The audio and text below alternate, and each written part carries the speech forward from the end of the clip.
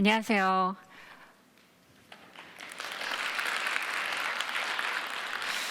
네, EBS에서 영어 영역을 맡고 있고 고등학교에서 영어를 꽤 오랫동안 가르친 이상미라고 합니다. 너무 뵙게 돼서 정말 기쁘네요. 왜냐하면 제가 사실은 우리 입시 설명회를 한 4번째거든요. 여기서 지금 주최하는. 근데 그때마다 코로나 상황이어서 이렇게 앞에 앉아 계시는 분들이 아무도 없는 상태에서 카메라만 돌아가서 그냥 그 자리에서 촬영을 해서 지금 이 광경이 오히려 좀 더 낯설게 느껴지기는 합니다. 그래도 너무 좋네요. 앞에 계시니까 너무 마음이 좋습니다. 심주혁 선생님께서 굉장히 필요한 말씀 그리고 도움이 되는 말씀 아주 아낌없이 해주신 것 같아서 사실 제가 할 말이 뭐가 더 있을까라는 생각이 좀 드는데요. 그래도 부모님이나 우리 여기 앉아있는 학생들이 앞으로 영어 공부, 영어 때문에 발목이 잡히지는 않고 오히려 영어가 나에게 날개를 달아줄 수 있는 하나의 방법이 되기를 하는 마음에서 한번 진행해 보겠습니다. 자, 제가요, Restart, Get Started 이렇게 제목을 붙여봤는데요. 다시 시작이다. 지금 당장 시작하자라는 제목입니다. 우리 학생들이 이게 사실은 처음에 첫 마음으로 쭉 가려고 하다가도 며칠이 지나면 그 마음이 마음 같지 않게 식어버리는 경우들이 있죠. 그래서 이번 겨울방학을 위해서 아마 이렇게 오시지 않았을까라는 생각이 들어요. 어떻게 하면 영어를 확실하게 잡고 그뿐만 아니라 제가 이제 학교에서 지금도 담임을 하거든요. 고2 담임인데 아이들을 최근에 저희 반이 35명입니다. 꽤 많죠. 근데 그 아이들을 쭉 다 상담을 하면서 느꼈던 점들을 공유하면서 부모님에게 이럴 때는 이렇게 해주시면 좋지 않을까라는 그런 말씀을 좀 드릴까 해요. 심주석 선생님께서 굉장히 이렇게 가차없는 말씀을 해주셔서 저는 조금 더 학생들을 좀 따뜻하게 품어주고 싶은 마음이 있어서요. 네, 한번 진행해 보겠습니다. 자, 일단 대입 전략 매우 중요하고 사실 궁금합니다. 부모님들 대입 전략 얼마나 알고 계신가요? 그거 하려고 여기 왔는데, 그죠? 근데 제가 고등학교 고3 담임도 이렇게 하다 보면 학부모님들이 양갈래로 갈립니다. 어떤 분들이 계시냐면 그냥 오시는 분들이 계세요. 선생님이 해결해 주겠지? 나에게 어떤 솔루션을 주겠지? 나한테 어떻게 하라고 해주실 거야? 라고 오시는 분들이 계시고요. 또 어떤 분들은 잘 모르지만 굉장히 많은 지금 여기 앉아 계시는 부모님들처럼 열심히 공부도 하시고 그리고 나름대로 정리를 해가지고 오시는 분들도 계세요. 제가 감동을 받았던 건 어떤 3학년 때 학부모님이셨는데 당신은 잘 모르지만 우리 아이의 성적에 맞게 한번 대학들을 정리해봤고 그리고 우리 아이의 강점이 이런 거라고 생각한다 라고 이렇게 적어가지고 2장짜리로 빽빽하게 가지고 오신 거예요. 저는 그때 굉장히 감동했습니다. 물론 그게 부모님이 생각하셨던 것만큼 그대로는 아닐 수 있지만 부모님도 역시 아이들과 같은 입시생의 마음으로 열심히 하고 계시는 그 모습을 바라보면서 담임보다도 아이가 이 마음을 알지 않을까라는 생각이 들어서 저는 아이 상담할 때 그 얘기를 꼭 해줬습니다. 부모님이 정말 열심히 하시니까 이렇게까지 열심히 하신다. 어떻게 생각하니? 라고 했더니 여학생이었는데 울더라고요. 사실은 입시는 혼자 가는 게 아닙니다. 입시생들은 절대 수험장에는 시험장에는 혼자 들어가지만 항상 고등학교 올라오면서부터는 한 손에는 부모님의 손, 한 손에는 담임의 손을 선생님의 손을 붙잡고 간다고 생각합니다. 그래서요 오늘 부모님들에게 꼭 드리고 싶은 말씀은 지금부터 대입에 대해서 공부를 좀 하셨으면 하는 바람입니다. 제 아이 때는 바뀔 거예요. 물론 바뀔 수 있죠. 하지만 틀이 조금씩 바뀔 뿐이지 많은 것들이 바뀌지는 않습니다. 많은 것들이 바뀐다고 하더라도 처음부터 생소한 것을 보는 것과 어느 정도 안 상태에서 이게 바뀌었구나 라는 것은 그 소위 말해서 우리 친구들이 문제를 풀 때 그 감이 있죠. 감이 달라져요. 많이 문제를 보고 그 문제를 연습할수록 감이 발달하게 됩니다. 그래서 부모님들 어떻게 공부해야 될지 모르신다면 일단 이렇게 설명회를 다니시는 것도 좋고요. 그리고 우리 애가 이 학교에 꼭 갔으면 좋겠다 싶은 학교들 있잖아요. 근사한 학교들. 그런 학교들의 입시 요강을 한번, 이게 다 공개가 되어 있어요. 다운로드 받으셔서 한번 보시기를 추천드립니다. 네, 권해드립니다. 꼭 한번 해보셨으면 좋겠어요. 그렇게 하면 사실 아이들이 나도 열심히 해야 되겠구나 라는 생각을 분명히 할 거예요. 자, 우리가 대입하면 이렇게 선생님이, 제가 봤을 때는 이 키워드가 4개 정도가 떠오르더라고요. 입시의 유형. 입시 유형은 사실은 조금 이따 보여드리겠지만 뭐 굉장히 대학별로 좀 다양해 보이지만 어느 정도의 틀이 있습니다. 그래서 그 입시 유형에 대해서 좀 말씀을 드리고요. 그다음 진학 히스토리 탐색이라고 한 거는, 요거는요, 이제 부모님들이 지금 제가 살짝 이제 여기 들어오면서 여쭤봤어요. 여기 계신 분들이 어떤 학부모님이시냐, 학생들이 학년이 어느 정도 되시냐라고 여쭤봤더니 중학생도 있고 고1도 있고 고2도 있고 이렇다라고 얘기하시더라고요. 사실은 저는 이제 고3을 올라가는 고2 학생들을 대상으로 자료를 만들었거든요. 물론 그래서 중학생이나 혹은 고1에 해당하는 학생들에 대한 이야기도 같이 풀어보려고 하는데요. 부모님들이 상담을 학교로 가시면은요, 그리고 상담 기간에 선생님한테, 담임 선생님한테 좀 부담 드리는 것 같아서, 특히 1학년 때는요, 학부모님들이 진짜 뭐 한 28명의 그 아이들이 담임이다라고 하면 27명이 오세요. 근데 고2로 올라가면 부모님들이 우리 애 뭐 성적도 다 이제 알 만큼 알고 학교 생활 지가 잘하고 그러니까 안 가야지 이렇게 생각하시는데, 만약에 정 가시기가 어려우시면 유선으로라도 전화로라도 꼭 상담하시기를 권해드립니다. 이 진학 히스토리라는 게 뭐냐면요, 그 학교에 우리 아이의 등급대에는 어느 정도의 학교를 갈 수 있을까에 대한 거예요. 물론 이거 아이들 말로 이제 케바케 사바사죠. 케이스 바이 케이스고 사람 바이 사람인데, 물론 그래도 가장 절대적인 기준이 될 수 있는 건 성적입니다. 그 성적이 기반이 되기 때문에 우리 아이가 지금 이 정도면 그냥 나중에 3학년 올라가서 상담해야지라고 하면 이미 늦어요. 그러니까 반드시 한번 담임 선생님께 이렇게 좀 문자로 드리면서 우리 아이 정도면 지금 졸업생들, 선배들 가운데서는 어느 정도 대학에 선에 있느냐, 현실을 직시할 필요가 있잖아요. 그 상태에서 우리 아이가 좀 더 강하게 갈 수 있는 유형은, 전략은, 전형은 무엇인지를 탐색하시면서 전략을 세우시는 게 굉장히 중요합니다. 2학년들도 늦지 않았어요.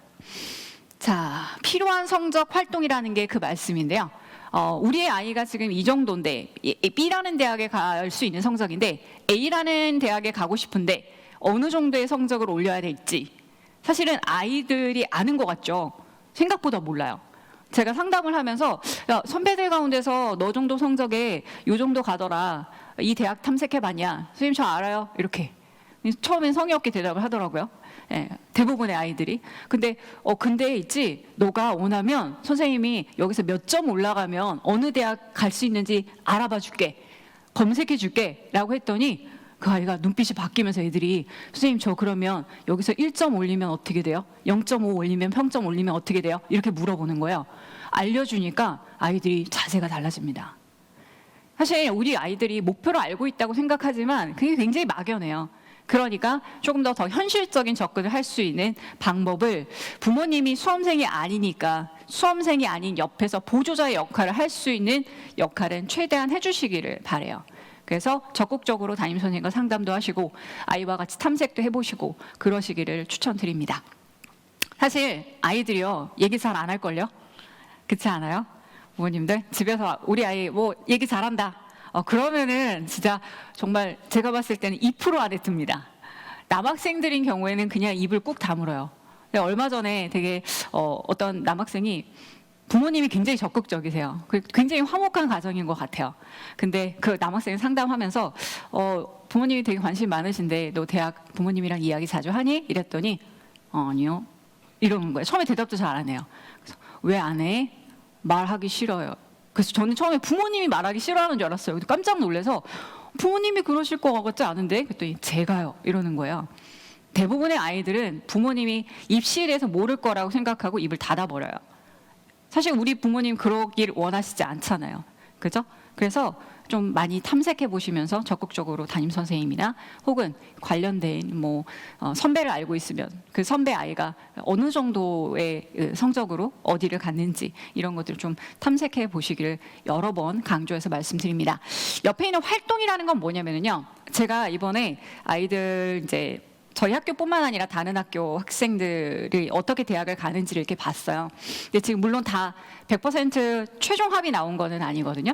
근데 1차 합일 때 제가 3학년 담임 선생님들께 다른 학교 선생님들하고도 물어봤더니 공통적인 게 있더라고요. 이를테면 A라는 애와 B라는 친구가 있는데 A라는 친구가 내신 성적이 높아요. 꽤 높아요. 근데 B라는 성적은 그 친구보다는 좀 낮아요. 근데 같은 학교를 썼어요. 누가 붙을까? 물론 내신 성적은 유리하죠. 그렇지만 B라는 학생이 붙었어요. 같은 학교, 같은 학과에. 왜 그랬을까? A는 떨어지고요. 왜 그랬을까라고 해서 학생부를 이렇게 봤더니 B라는 학생은 본인의 그 학과에 관련된 혹은 전공과 관련된 관심과 분야와 관련된 활동을 꾸준히 했단 말이죠. 그래서 느끼는 건 선생님들이 다 같이 입을 모아서 말씀하시는 건 뭐냐? 활동이 진짜 수시에서는 정말 중요하구나 라는 걸 다시 한번 뼈저리게 느꼈습니다. 굉장히 복잡하고 다양한 활동들을 한꺼번에 하라는 말은 절대 아니에요. 왜냐하면 이 부가 본이 되면 안 되거든요. 공부가 일단 메인인 건 맞아요. 근데 많은 학생들이 활동을 막 채우려고 하다 보면은 공부는 뒷전으로 가는 경우가 있어요. 그러면 절대 안 되고요.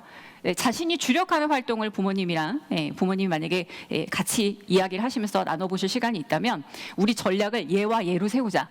대부분은 제가 좀 추천드리고 싶은 건 독서를 가미한 어떤 그 자율활동, 학교에서 인정을 해줄 수 있는 학생부에 써줄 수 있는 학교 생활기록부에 들어갈 수 있는 활동 중에서 독서를 좀 낄 수 있는 활동들을 좀 같이 탐색해 주시면 좋을 것 같고요.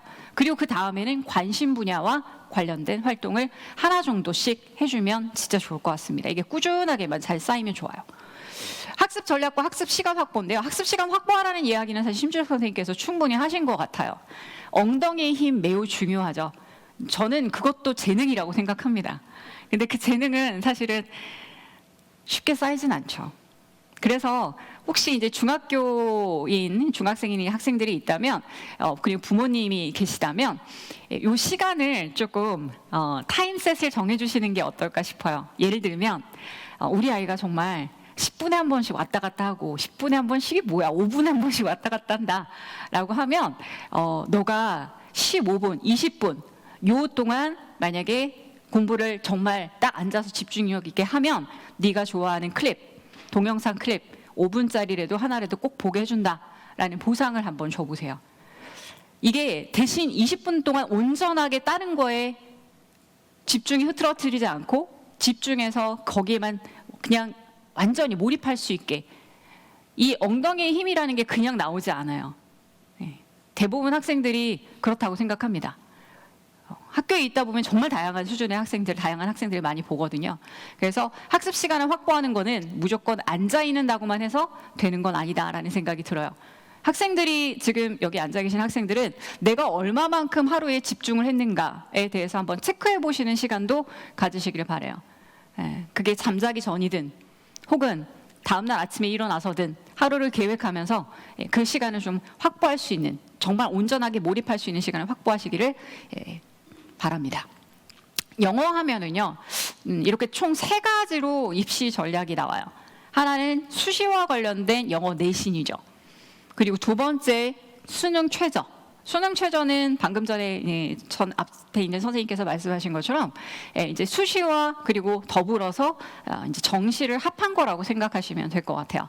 이번에 영어가 7.8%라고 얘기하셨는데 7.83입니다. 어제 나와서 저도 급하게 찾아봤는데 이따가는 좀 잘못된 자료가 나올 거예요. 어제 나온 성적표가 어제 나왔거든요. 학생들. 그러면서 이제 공개가 된 자료라서 7.83인데 이따가 그 추이에 대해서 좀 보여드릴게요. 영어 내신 어떻게 공부해야 되는지 되게 답답하죠. 학생들 어떠세요? 물론 쌤이 여러분들 학교쌤은 아니지만 학교 선생님들의 공통점을 좀 말씀드리겠습니다. 일단 영어 내신은요, 수능을 포맷으로 하는 건 맞아요. 모든 학교 선생님들이 수능의 유형을 추구합니다. 그래야 수능까지 우리 아이들이 같이 갈 수 있기 때문에. 근데 수능에는 주관식이 없잖아요, 쌤. 물론 그렇죠. 하지만 수능 유형의 핵심 빈칸에 핵심어를 넣으라는 유형이 나오거나 아니면 정말 빈출 구문을 이용한 영작이 나오거나 사실 그건 다르다고 할 수가 없어요. 중학교 친구들 여기 앉아 계실 텐데요. 중학교 영어와 고등학교 영어는 어나더 레벨이다라는 이야기가 많죠. 중학교 때는 많은 학생들이 그냥 외워서 시험을 봐도 어느 정도 봅니다. 고등학교 때는 함부로 그럴 수 없어요. 왜? 범위가 엄청나거든요. 범위가 많기 때문에 영어만 공부할 것도 아니지만 영어만 해서도 그거 다 보기 어렵거든요. 그러니까 다 외우는 건 불가해요. 그럼 어떻게 공부를 해야 되느냐? 객관식 같은 경우에는요, 글의 핵심 그리고 흐름을 잘 파악해야 문제를 풀 수가 있습니다. 어떤 선생님들은 그 지문을 그대로 내시는 경우들도 있지만 배운 지문을 대부분의 선생님들은 조금씩 변형을 하거든요. 그래도 핵심 흐름은 바뀌지 않아요. 그렇기 때문에 여기에서 학교 선생님들이 수업을 하시면서 야 이거 핵심어다라고 하면 애들 막 바쁘게 막 표시합니다. 핵심 내용과 흐름은 항상 수능에서 가장 결정적인 요소이기 때문에 내신에서도 활용할 수밖에 없는 요소예요. 그래서 막연하다라고 생각한다면 제가 추천드리는 건 그래 핵심을 잡아라. 주관식 같은 경우에도 주제어나 중심 흐름, 키워드를 잡는 문제들이 많이 나오죠. 빈칸이 그냥 뚫어져 있는 게 그냥 뚫어져 있는 게 아니죠. 우리가 서술형이나 단답형 같은 경우에는 객관식보다 훨씬 배점이 높아요.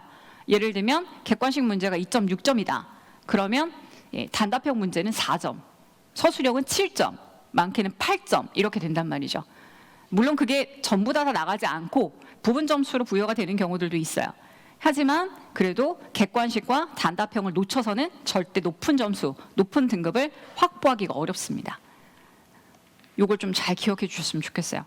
학교 선생님들에 따라서요. 사실 저도 영어 교사지만 학교 선생님들에 따라서 본인이 생각하는 중요 구문들이 조금씩 다를 수 있어요. 그렇기 때문에 특히 선생님들에게 프린트로 주시는 구문들이죠. 그 구문들은 시험 직전에 보시면 정말 효과를 보실 겁니다. 거기에 나와 있는 구문들을 활용해서 영작하는 문제들이 나올 확률이 굉장히 높아요.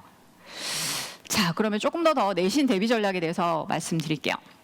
기본은 일단 많은 친구들한테 좀 이렇게 물어보면 영어 공부의 가장 기본이 뭔 것 같아? 라고 물어보면 뭔 것 같아요? 맞아요. 단어죠, 단어. 어휘입니다. 아, 근데 선생님 저는 어휘랑 친하지 않아요. 영어는 제 스타일이 아닌 것 같아요. 공부는 제대로 시작해보고 이야기를 했나? 라고 물어보면 해봤대요. 며칠 해봤니? 한 5일 해봤대요. 영어는 외국어예요. 우리말 누가 처음부터 잘합니까? 반복, 아까 말씀하신 것처럼 학습, 익숙함이 모든 학습의 저는 기본이라고 생각하고 가장 정말 영어에서 기본이 되는 게 암기라고 생각해요. 그 단어가. 근데 단어는 사실은 자투리 시간에 활용하는 게 제일 좋습니다. 그래서 단어장을 어제도 제가 가르치는 학생들과 이야기했는데 고2 학생들한테 너네 방학 때 뭐 할 거냐라고 했더니 수학 공부할 거예요. 영어 선생님 앞에서 수학 공부할 거예요. 그래. 막 수업을 하다가 단어를 물어봤더니 아이들이 모르는 거예요. 거기 앉아있는 아이들이 한 23명 정도 됐는데 모르는 거예요. 그래서 제가 단어 공부 좀 해. 그랬어요. 평소에 원래 그런 잔소리 잘 안 하거든요. 단어 공부 좀 해. 그랬더니 애들이 되게 막 또 잔소리 하는구나 이런 표정으로 보는 거예요. 단어 공부 어떻게 할 거야? 그랬더니 어떤 친구가 손 들더니 선생님 저는 단어장 이제 3학년 올라가는 친구잖아요.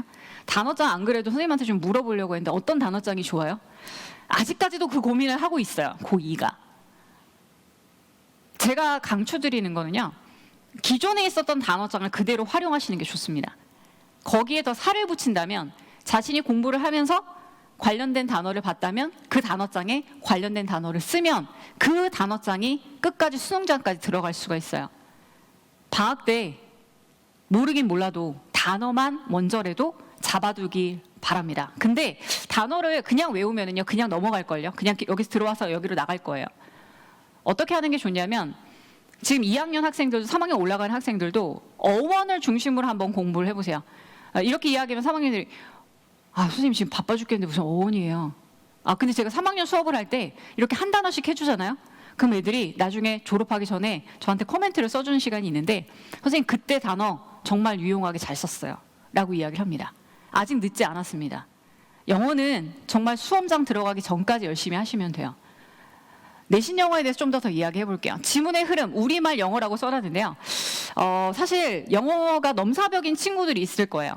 영어를 어디부터 공부해야 될지 모르겠고, 뭐 이를테면 우리 여기 앉아 있는 친구들은 그런 친구들이 없을 수 있겠지만, 영어가 한 50점도 평균이 70점인데 50점도 안 나오는 친구들을 상담을 해보면은요, 영어 공부해봤어? 한 2장 봤대요. 뭐 시험 범위가 한 50페이지 정도 된다면 2장 봤대요. 그러면 이렇게 공부를 해봐라라고 해서 진짜 제가 정말 학교 교사로서 하지 말아야 되는 이야기를 했어요. 그게 뭐냐?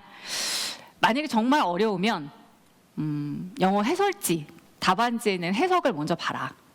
보고 그 다음에 단어를 외우고 그 다음에 영어 지문으로 가되 네가 진짜 봐도 어려운 내용이다 라고 싶은 경우에는 이거는 그냥 일단은 넘어가라. 왜냐하면 그 친구는 한 문제라도 더 맞는 게 중요하잖아요. 그럼 공부를 잘하는 친구들은 어떻게 해야 되느냐? 여러 번 봐야죠. 그것도 특히 어려운 지문 중심으로 보시는 걸 추천드립니다. 본인이 봤을 때 이해하기 어려운 지문들은 굉장히 선생님이 이거 봤을 때 지문 이거 되게 좋다라고 한 그 지문일수록 그 시간을 더 많이 투자하셔야 돼요. 그럼 보통 친구, 보통 등급에 있는 친구, 평균 정도에 있는 친구들은 어떻게 공부하는 게 좋냐? 비슷해요. 일단 중요한 지문처럼 보이는 그게 뭐예요? 쉬운 지문 딱 봐도 그냥 뭐 요지 찾기, 주제 찾기 이런 거 아니고 빈칸 추론 같은 것들이 있죠. 그런 문제를 먼저 지문을 공부하세요. 왜? 앞에부터 공부하면 선생님도 저도 이제 수학의 정석 공부한 세대거든요. 그 정석 보면은 이렇게 나중에 내가 얼마큼 공부했나 이렇게 밑에를 보잖아요. 그러면 앞에 있는 부분만 까맣더라고요. 대부분 학생들이 처음에는 공을 많이 들여요. 시험 범위에서도. 하지만 어려운 지문으로 넘어가긴 중간 이후에는 집중력이 흐트러지는 거죠. 아, 그냥 이거 대충 그냥 우리말 해석지만 보고 그냥 들어가야지. 점수 안 나옵니다. 절대로. 어려운 지문부터 공부하라라는 게 제가 드리고 싶은 말씀입니다. 난이도가 높은 지문 중심으로요. 그런 문제에서 선생님들이 대부분 변형해서 문제를 많이 내세요. 자, 심화된 건 핵심어나 빈칸, 주요 구문 영작이라고 되어 있는데요. 뭐 비슷한 맥락이 될 수도 있겠는데 핵심 구문 영작이라는 건 사실은 선생님들이 이제 수업을 하시면서 제가 자꾸 학교 교사 선생님들이 이야기하는 건 내신 문제는 가르친 사람이 내잖아요. 그러다 보니까 그 선생님이 이 부분 중요하다라고 생각했던 그 말씀하셨던 부분들은 반드시 수업 시간에 표시를 하시고 그 문장은 가리고 꼭 영작해 보셔야 됩니다. 그런 문제들이 대부분 한두 문제에서 높은 배점으로 문제가 나오거든요. 자, 그러면 영어 내신은 어느 정도 여러분들에게 좀 말씀을 드린 것 같아요. 수능으로 넘어가 볼게요. 사실은 내신 공부는 좀 제가 말씀드리는 부분이 좀 한계가 있을 수 있어요. 이제 수능은 사실은 모든 학생들이 전국 학생들이 똑같은 문제로 풀잖아요. 수능 최저와 정시는 같은 맥락이 있습니다. 그게 바로 뭐냐? 수능이라는 하나의 맥락이죠. 저는 항상 수능을 캐스팅 보트라고 이야기하는데요. 뭐 한 반에서 어떤 학급 안건에 대해서 투표를 해요. 근데 30명이 앉아 있어요. 그러면 14명, 29명이 앉아 있으면 14명이 찬성과 반대로 나눴을 때 단 한 명이 주도권을 가지죠. 그 친구의 표가 결정권을 가지잖아요. 정시의 수능이 저는 그렇다고 생각합니다. 수능 최저를 못 맞춰서 좋은 학교, 가장 대표적인 수능 최저를 맞춰야 되는 학교들이 스카이 대학교들이잖아요. 좋은 학교들에서 떨어지는 경우를 정말 많이 봤습니다. 다 만들어 놓고 떨어지는 거예요. 물론 수능도 쉽지 않죠.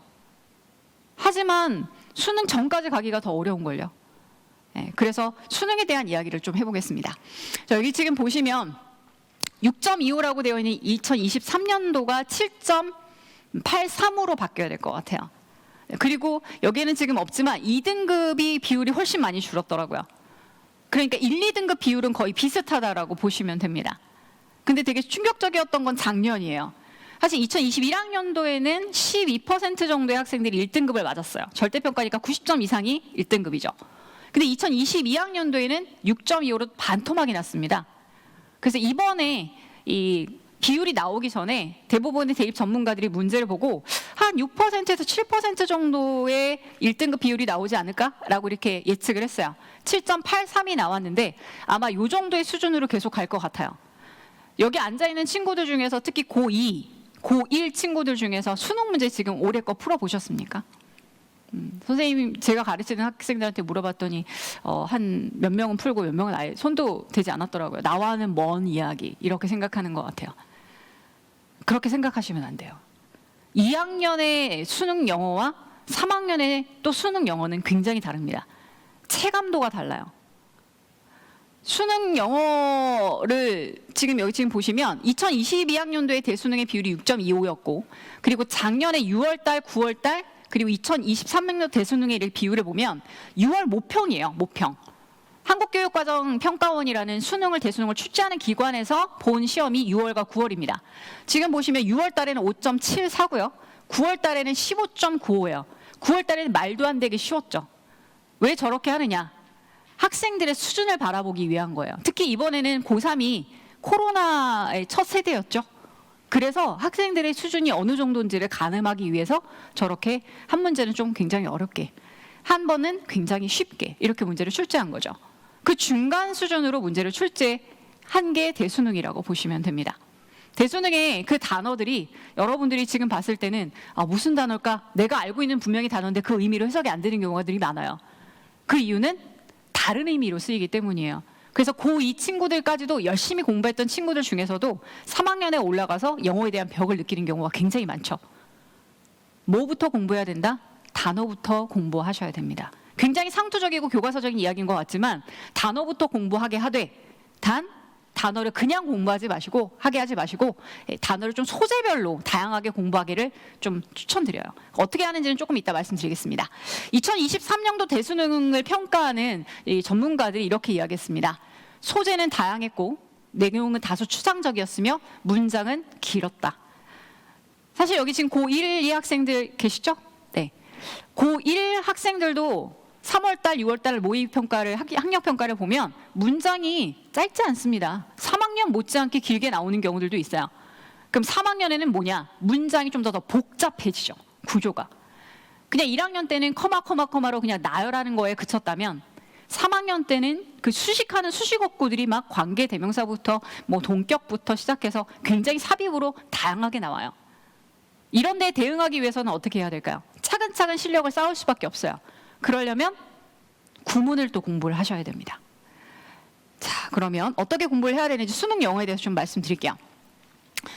간접 연계라는 말이 있죠. 간접 연계는 사실은 EBS 연계 교재가, 저도 EBS 강사지만 EBS 연계 교재가 이제 더 이상 필요 없는 것처럼 느껴질 수 있습니다. 많은 학생들이, 3학년 학생들이 연계 교재는 일단 예의상 사야 된다고 생각하는 것 같아요.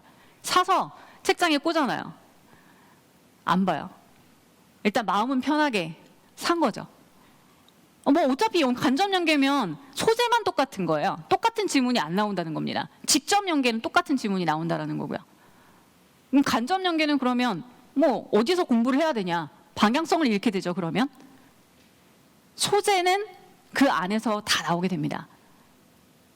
그러면 결론은 수능 연계 교재를 풀라는 이야기예요. 수능 연계 교재를 풀고 그 다음에 시간이 된다면 사설 문제집들을 열심히 풀어보는 거죠. 긴 문장, 단어를 알아도 어려운 해석, 어려운 어휘 이렇게 나오는데요. 같은 맥락에서 좀 이해를 하시면 좋을 것 같아요. 어려운 어휘는 뭐 예를 들면 그냥 단어가 produce라는 단어가 있어요. produce, P-R-O-D-U-C, 생산하다, 만들다라는 뜻이잖아요. 기본 단어예요. 근데 그 단어가 2학년 때쯤 가면 어떤 의미로 나오냐면 농산물이라는 명사의 의미로 나옵니다. 완전 생소한 거죠. 동사 자리가 아니라 주어 자리나 목적어 자리에 나오게 되는 거예요. 3학년 때 가면 거기에 한 단계가 더 붙는 거죠. 근데 많은 학생들이 자기가 아는 단어라고 해서 그 의미 안에서 해석을 하면 굉장히 낭패를 봅니다. 그러니까 겨울방학 때 연계 교재를 풀라는 이야기입니다. 여러분들이 11월 학평 보셨죠? 이따가 11월 학평의 기본 문제를 좀 보여드릴 텐데 학평에서 해석이 잘 안 됐던 것들 많은 학생들이 그냥 시험 보고 내신도 아니니까 그냥 버리는 경우가 많아요. 혹은 그냥 가방에다가 그냥 넣어놓고 안 보는 경우가 많은데 내신이든 수능이든 본인의 문제는 다 그 안에 있어요. 거기에서 분명히 틀린 문제는 왜 틀렸는지에 대한 답이 있잖아요. 그걸 제대로 살펴보고 싶어 하지 않는 거죠. 왜? 두려우니까. 뭐부터 공부해야 될지 몰라요 라고 이야기하지만 사실 그 안에 다 답이 있거든요. 그래서 저는 상담을 할 때 꼭 이야기를 합니다. 학부모님들도 학원에 아이를 상담하러 보내실 때 혹은 같이 가실 때 그 아이의 학교 시험지와 그리고 수능 시험지를, 학평 시험지를 가지고 같이 갖고 가세요. 그러면 이 아이는 그냥 단어를 몰라요. 아, 우리 아이는 단어는 좀 아는데 문법을 몰라요. 이런 막연한 뜬구름 잡는 이야기를 안 하실 수 있어요. 모든 교사들이 다 마찬가지거든요. 이 아이가 진짜 어느 정도의 수준인지를 명확하게 보고 싶어 하는데, 근데 그걸 본인도 모른다면 시험지가 말해준다는 이야기죠. 이번에 이제 기말고사 시험 보실 때 보고 나서 본인의 진단을 할 때 시험지를 꼭 활용해 보시기를 바랍니다. 자, 어려운 어휘, 빈출 플러스 주제별 어휘 중심으로 자투리 시간을 활용해라. 제가 고3 EBS 강의 중에서 복화 1800이라는 강의를 한 몇 년 동안 한 적이 있습니다. 거기에 단어를 어원까지 넣어가지고 그림까지 넣어가지고 굉장히 빡빡하게 만들었는데요. 그때 수강 후기에 대부분의 학생들이 고3 혹은 N수생들이 남겼던 말들이 뭐냐면, 선생님 이거 이동하면서 보기 되게 좋아요. 이렇게 이야기하는 거예요. 이동하면서. 그 얘기가 뭘까? 동영상을 그냥 빠른 재생으로 계속 보는 거죠. 버스 안이나 밥 먹을 때. 밥 먹을 때 그거 보면 체할까? 절박하다면 그냥 바로바로 흡수가 됩니다. 단어들은 자투리 시간을 활용하셔야 돼요. 그냥 요이 땅 하고 1시간을 그냥 정해서 단어로 공부하면 그 단어는 내가 열심히 공부한 것 같지만 절대 남지 않습니다. 제가 사실 공부한 방법을 좀 말씀을 드리면 되게 오래전이기는 하지만 저는 하루에 5개씩 단어를 공부했어요. 5개 가지고 어디다 써요. 그런데 단어 공부하는 방법이 어땠냐면, 하루에 아침에 학교에 오면 요만한 포스트잇에다가 단어를 적습니다. 5개의 단어를 적어요. 여기서 유의해야 되는 점은 바로 뭐냐면, 여러분이 이제 개수만 늘리시면 되겠죠. 유의해야 되는 점은 뜻을 쓰지 않습니다. 우리말 뜻을. 뜻은 그럼 어디다 쓰느냐? 뒷면에다가 접었을 때 보이게끔 써요. 그리고 그걸 제 자리에 오른쪽에다가 놔요. 오른쪽에 딱 붙여놓는 거죠. 귀퉁이에다가. 가장 잘 많이 보는 시선이 닿는 곳에다가 그걸 붙여놓는 거예요. 오면서 가면서 계속 보는 거죠. 의미가 잘 기억이 안 날 때 바로 들춰보지 않습니다. 계속 생각해봐요. 얘가 무슨 뜻이었는지. 그리고 나서도 생각이 안 들다면 그때는 보죠. 지문에서 단어를 만났을 때 내가 공부했던 단어인데 기억이 안 난다 그러면 그건 본인 게 아니에요. 단어의 양이 중요한 것이 아니라 단어의 질이 중요하다는 이야기를 말씀드리고 있는 거예요. 하루에 5개씩 꾸준히 하면, 그게 정말 온전하게 내게 되면 여러분들은 단어 왕이 될 거예요. 겨울방학 동안만 그렇게 하셔도. 앞에 있는 단어들 계속 같이 보시면서 공부하시기를 추천드립니다. 주제별이라는 거는요, 이런 거예요. 이번에 대수능에서 24번에 있었던 그 대수능의 해설지에서 가지고 온 단어입니다. 이 단어들의 특징이 뭐냐면요, 사실은 이게 앞에 있는 visual, cell, muscle, sensitive, detect 이런 단어들이요, 이 신체 부위와 관련된, 특히 이 단어가 나오면 같이 링킹이 돼서 연결돼서 나올 수 있는 단어군들이에요. 그래서 학생들한테 단어를, 선생님 저 어디부터 어떻게 공부해야 될지 몰라요 라고 하는 친구들이 있다면, 여기에도 앉아 계시다면 본인이 독해 문제를 풀고 나서 그냥 무조건 거기에 있는 단어를 외우지 마시고 그 단어들 가운데서 이 단어와 보시면 visual, 시각적인 건 바로 우리 신체 부위에 관련된 거죠. 신체 부위와 관련된 cell, 세포나 muscle, 근육, 이런 단어들과 같이 연동해서 나올 수 있다는 얘기예요. 환경을 소재로 하면 환경 관련된 주제들이 나오는 거죠. 이렇게 묶음식의 주제별 학습을 하면은요, 단어가 굉장히 오랫동안 기억에 남고, 심지어는 단어가 이게 뭐였더라라고 생각이 들다가도 같은 군에 있는 단어들과 같이 소재가 비슷한 것들이 같이 나오면 연상이 됩니다. 이게 어디에 좋느냐? 간접 연계에 아주 특효예요. 간접 연계는 아까 말씀드렸지만 소재만 가져온다고 얘기했잖아요. 그러니까 단어를 그냥 무대뽀로 외우는 것, 조각조각 외우는 것보다는 이렇게 주제별로, 지문별로 나와 있을 때 조금 귀찮아도 그 시간에 잠깐만 하면, 5분 정도만 투자하면 나중에 1시간 투자하는 것과 같은 맥락이라는 이야기예요. 자, 긴 문장, 구문학습 빈출구문이라고 되어 있는데요. 사실 수능에서 이번에 29번 문제가 어법 문제거든요. 오랜만에 어법 문제가 탑3 안에 들었더라고요. 대수능의 영어에서 이번에 탑 1, 첫 번째 오답이 1위를 차지한 게 빈칸 추론 34번입니다. 예, 이게 이제 제가 풀어봐도 많은 친구들이 진짜 함정에 빠졌겠다라는 생각이 들어요.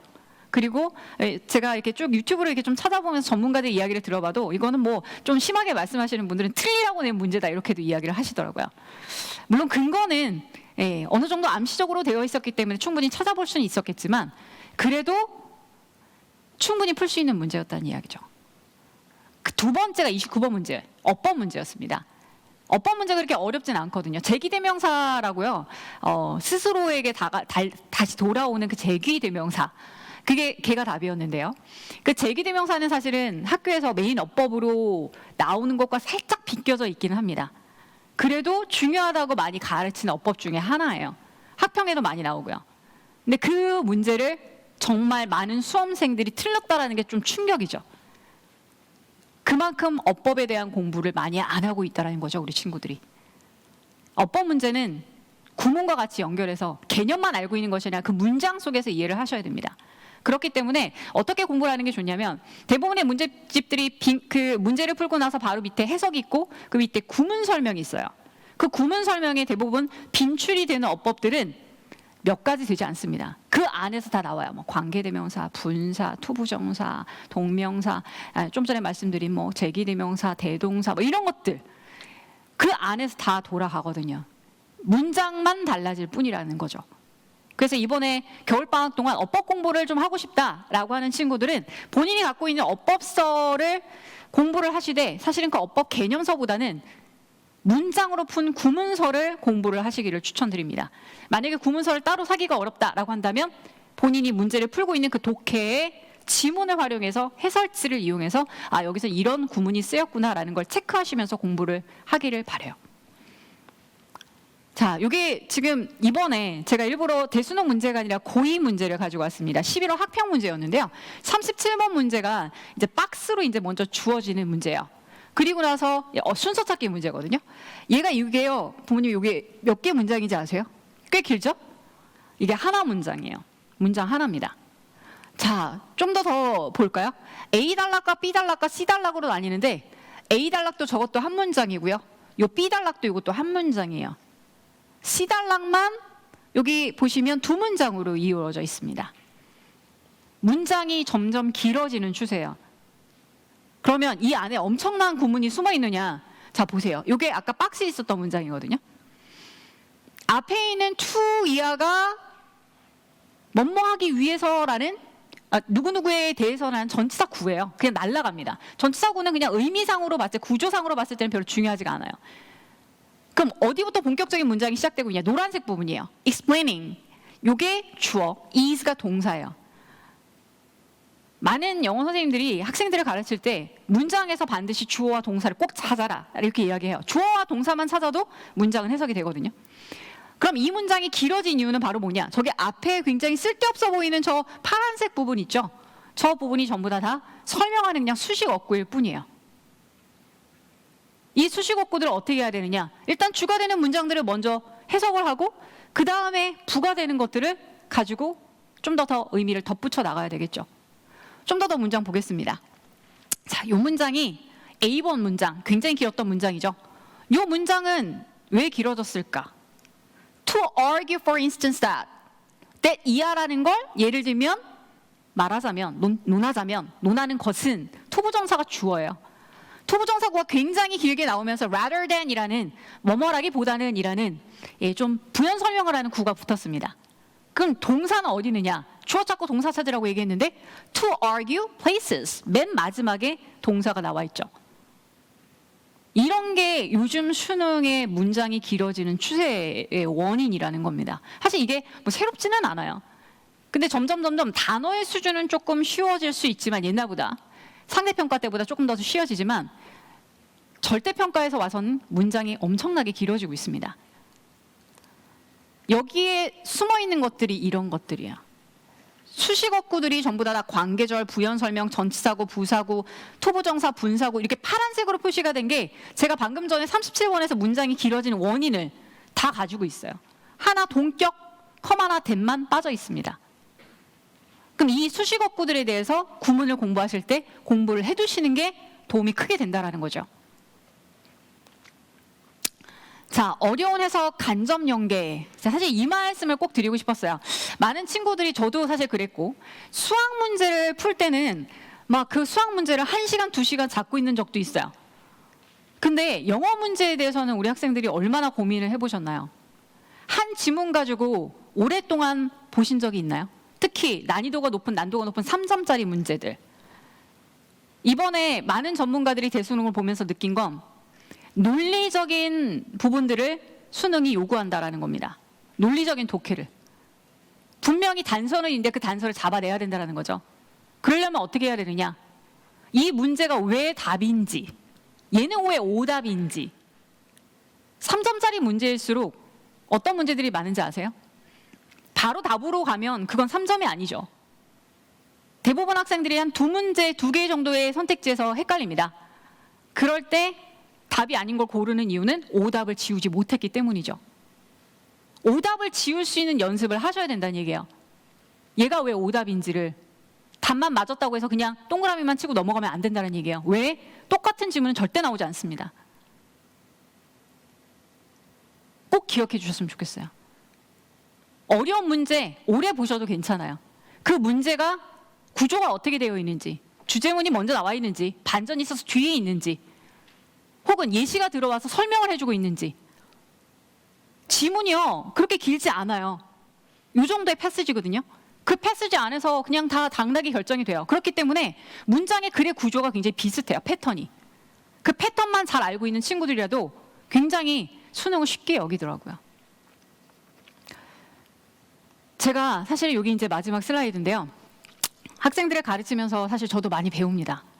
그리고 학부모님들께도 많이 제가 정말 감동을 받는 일도 많은데, 학생들은요, 뭐니 해도 잔소리를 싫어하죠.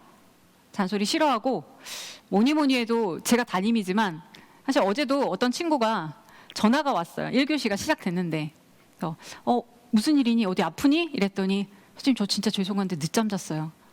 그러는 거예요. 갑자기 이제 여기서 안에서부터 막 화가 막 이렇게 나지만 괜찮아. 너무 서두르지 말고 잘 챙겨서 와. 오면 선생님한테 연락해. 이렇게 하고 끊었어요.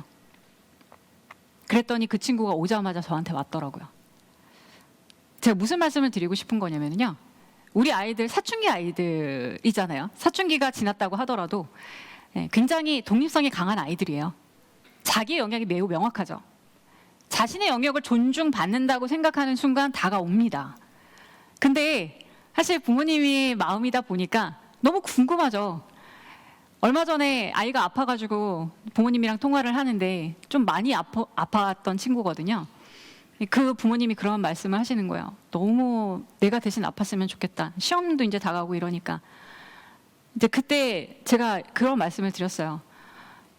그쵸 어머니. 그냥 사실 바라보기만 해도 아까우시잖아요. 이렇게 말씀을 드렸더니 어떻게 하셨냐고 그러는 거예요. 우리 아이들이 사실은 부모님한테 마음이 없는 건 아니에요. 아이들 상담하다 보면 다 그게 느껴지거든요. 다 알아요. 모르지 않아요. 절대로. 근데 자꾸 채근할수록, 자꾸 들여다보려고 할수록 아이들은 이상하게 방어막이 생겨요. 남학생들은 특히 더 그래요. 여자 담임쌤이 너 이거 했어? 너 이거 했어? 라고 하면 그 다음부터 저를 피해 다닙니다. 저기 멀리서 제 머리만 봐도 피해 가요. 전 분명히 걔가 봤는데. 근데 반대로 좀 실수를 했어도 괜찮아. 한번 등을 토닥여주면, 사실 평소에 인사도 안 하는 녀석인데 와가지고 선생님 밥 먹었어요? 그렇게 이야기를 하는 게 우리 아이들인 것 같아요. 사실 얼마나 불안할까요? 얼마나 힘들겠습니까? 처음 가보는 길이잖아요. 부모님도 처음 아이를 데리고 가는 길이시잖아요. 서로 마음 상해서 좋을 건 없어요. 다만 내 아이가 어떤 면이 부족한지, 내가 도와줄 수 있는 건 무엇인지 잘 눈치를 살피셔서 기분이 좋을 때 아이와 꼭 이야기해 보시기를 추천드립니다. 제가 아이들과 이렇게 상담하다 보면 언제 너 부모님하고 좀 속 이야기를 하니? 라고 하면 여학생들은 아무 때나 잘하는 친구들 되게 많아요.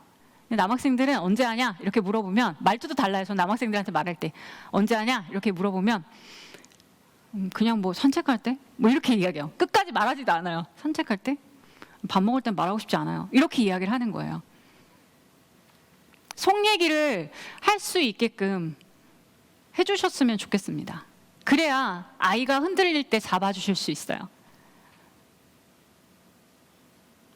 학교 선생님들도 아이들에 대한 고민이 많지만 부모님들만 하겠습니까? 근데 자꾸 마음이 급해지니까 너 이번 성적 어떻게 됐어? 시험 잘 봤어? 끝나고 얘기하세요. 시험 다 끝나고 성적표 나올 때 아무 말씀 안 하시고 한번 시험 좀 같이 보자. 이렇게 얘기해 주세요. 그럼 아이들은 긴장합니다. 여러 번 얘기하는 것보다 한 번 진중하게 조심스럽게 이야기를 해주시면 아이들은 모르겠어요. 저는 10명 중에 9명은 마음을 연다고 생각해요. 네, 많이 어려우시겠지만 아이의 입장에서 얼마나 제가 힘들까라는 생각으로 좀 이해해 주셨으면 좋겠습니다. 우리 학생들은 겨울방학 새로운 시작이라고 생각하고 이번에는 정말 물러설 길이 없습니다. 치열하게 한번 해보세요. 정말 후회 없이. 내가 이때는 진짜 다른 사람한테도 나름대로가 아니라 열심히 공부했다라는 말을 할 수 있을 정도로 한번 해보시기 바랍니다. 어떻게? 엉덩이 무겁게. 알겠죠? 네, 이상으로 이상미였습니다.